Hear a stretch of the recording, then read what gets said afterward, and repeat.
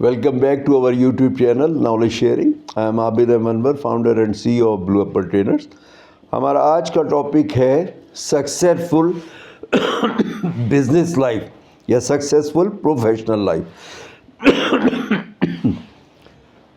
मैंने last vlog के अंदर एक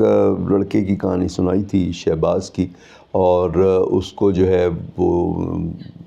ओवरलॉक का उसका मुंह बोले मामू ने उसको ओवरलॉक की मशीनों का कोई ऑपरेशन सिखाई और उसके बाद वो वर्कर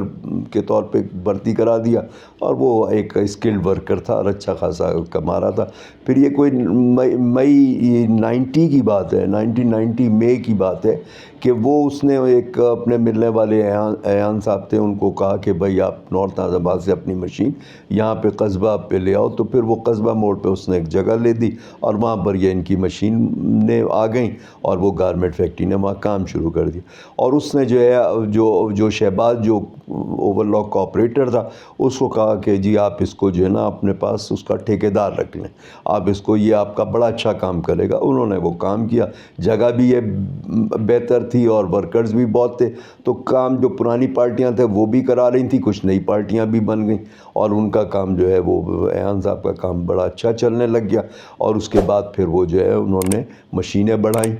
और उसके बाद फिर कुछ अरसे के बाद जो है वो सामने एक रोड के क्रॉस एक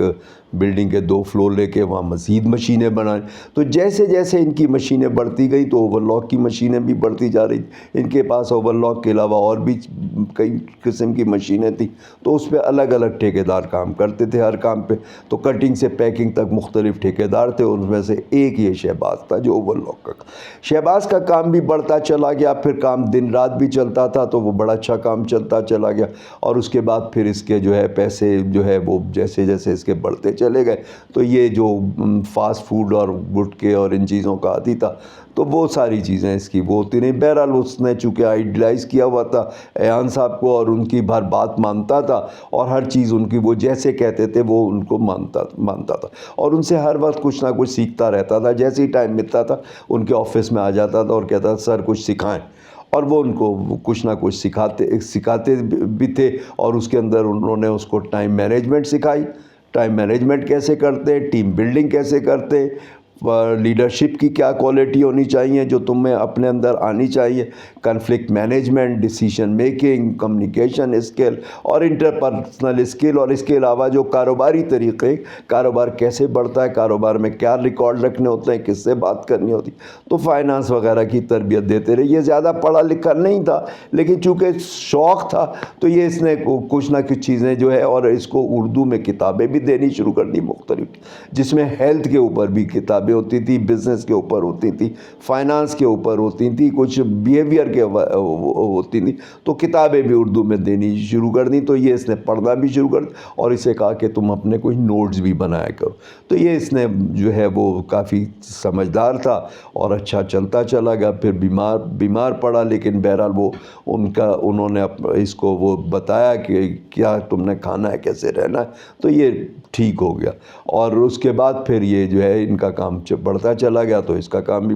फिर इन्होंने कहा कि देखो तुम जो है ना तुम सारे पैसे खर्च कर ले, तो नहीं, अब मैं तुमको जो है ना आधे पैसे तुमको मैं दूंगा हर महीने, जो भी तुम्हारा बिल बनेगा उसमें से आधे पैसे तुम्हें कैश दूंगा और आधों के मैं शेयर्स ख़रीद के तुम्हें दूंगा, कंपनियों के शेयर, ताकि तुम बचाओ। और तुमने बचाना किस लिए? अपना घर बड़ा करने के लिए नहीं बचाना,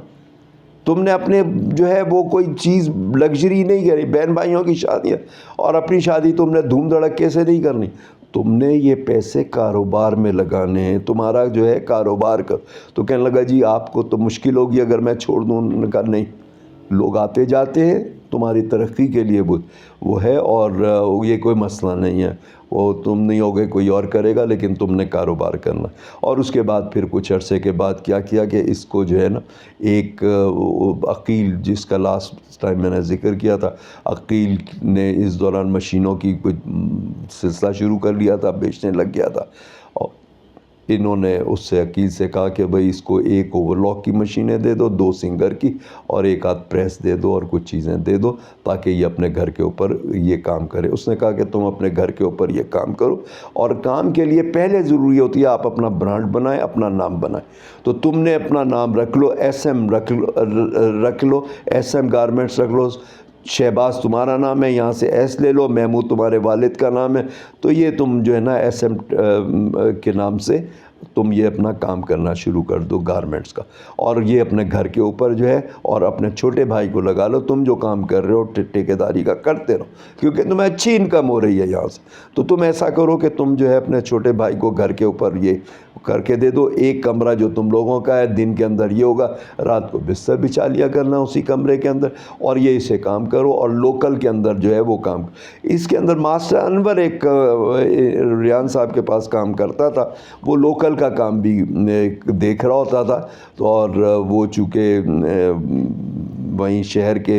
اولڈ علاقے کے اندر رہتا تھا، تو وہاں وہ ان کا لوکل کا کام وہ کرتا تھا، تو وہ جو ہے لوکل کا کہیں کپڑے کے جو بچے ہوئے رول ہوتے ہیں ہوزری کے گارمنٹس کے، وہ لے کے تو اس نے وہاں پہ گھر پہ کہا، اور انہوں نے کہا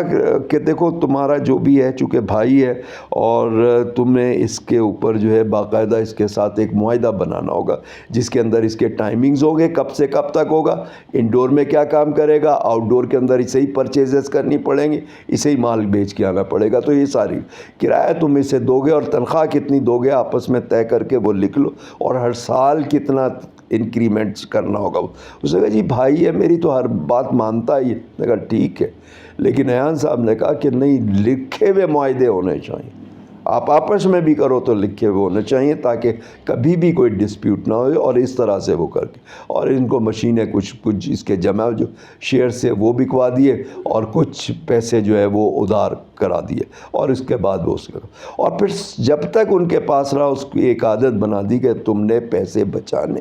شیئرز لینے، اور وہ بچاتا رہا، شیئرز لیتا رہا، اور اس طرح سے چلتا رہا۔ ارے ایان صاحب کی جو یہ فیکٹری تھی وہ ماشاءاللہ کافی ایکسپینڈ کر گئی تھی، لیکن کام بڑھتا چلا جا رہا تھا۔ دوسری بات یہ کہ وہاں پہ جو ہے وہ انہوں نے پھر ایک بڑی جگہ کراچی کے اندر جو لوگ ہیں گارمنٹ انڈسٹری میں خاص طور پہ وہ واقف ہوں گے، ایک اختر اقبال کمپاؤنڈ ہے، تو انہوں نے ایان صاحب نے وہاں اختر اقبال کمپاؤنڈ میں 2 فلور لے لی، ایک فلور وومن آئٹمز کے لیے اور ایک فلور نیٹ ویئر کے لیے وہ لے لیا، تو ان کا کام ماشاءاللہ بڑا اچھا چلتا چلا گیا، اور اس کو جو ہے ایان کو ایان نے اس کو شہباز کو مزید مشینیں بھی لے دیں، اور مزید وہ کر کے، اور اس کو کہا کہ تم کوئی کرائے پہ جگہ اب لے لو، اب تمہارا ماشاءاللہ کام اچھا چلتا ہے تو تم کرائے پہ جگہ لو، اور اس نے وہ کرائے پہ جگہ لے لی، اور کچھ جو عابد صاحب نے کچھ پارٹیوں انہوں نے وہ